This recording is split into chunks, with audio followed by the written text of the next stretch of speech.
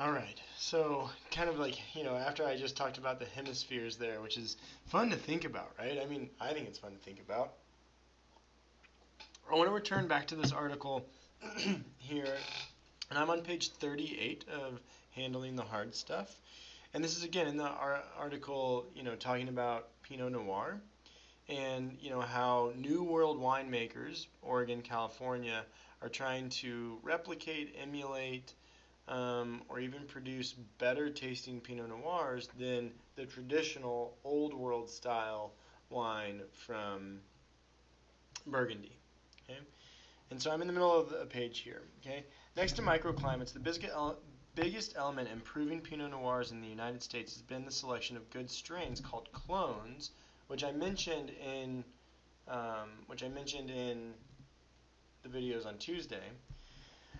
In wine jargon, Pinot Noir, the oldest known wine grape of Europe, is also one of the most unstable, mutating early and often. The French say there are over 1,000 clones of it around. But this idea of like it being a clone means there has to be an original, right? So like, is part of the process of winemaking either trying to impart some of the winemaking styles and techniques of the winemaker, whatever she might decide to do, or is like the clone, and like is there like an original Pinot Noir like somewhere back in the history of time that like all of these, again, you're tasting history when you take a sip, right? I mean, that's kind of interesting, and I think fun questions to entertain. And I think through wine there is possibility there, right? Like this Burgundy Pinot Noir would not be here were it not for um, Pinot Noir having been grown for generations prior and previous, right? Some of the earliest clones in California were brought to the Santa Cruz Mountains south of San Francisco in the mid-19th century, so that's the mid-1800s, where they've evolved to suit the soils and local microclimates. Weathers, soils, climates, and or what are some of my favorite Pinot Noirs have recently come from Santa Cruz, yada yada yada. Okay. And so, and then at the end here of this article, saving the worst till last, the problem with great Pinots in the late 80s, I think when this article first made an appearance, is the price. Most of these wines go for $12 to $18. Still, that beats your $50 red Burgundies. And this goes back, kind of thinking about, is price reflective of quality, or is it reflective of other ways to measure meaning and value, right? So, like, we think about, like, you go into a wine shop or, the co-op or any grocery store, and you see, you know, pardon me, an $18, $20 bottle of wine, and you see a $10 bottle of wine.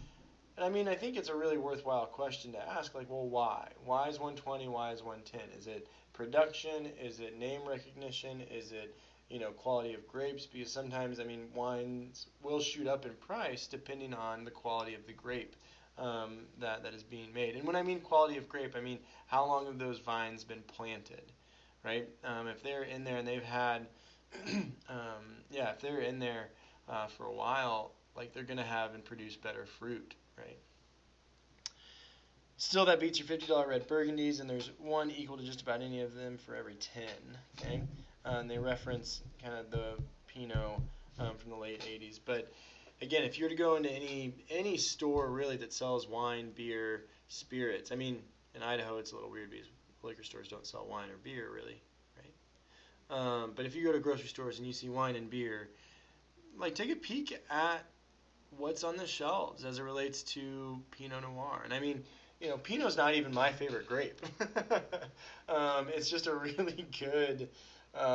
It's just a really good example, kind of in the classic representation of old world, new world distinction, and also kind of like as it relates to Pinot, you know, especially in the new world, as this article suggests, really trying to match and really trying to, match, equate, and exceed kind of this benchmark that the style in Burgundy has set and will continue to set. So the one more video that I'd like you all to watch today, before moving on to your reflection, is the video here that's the Oregon versus Burgundy Pinot Noir.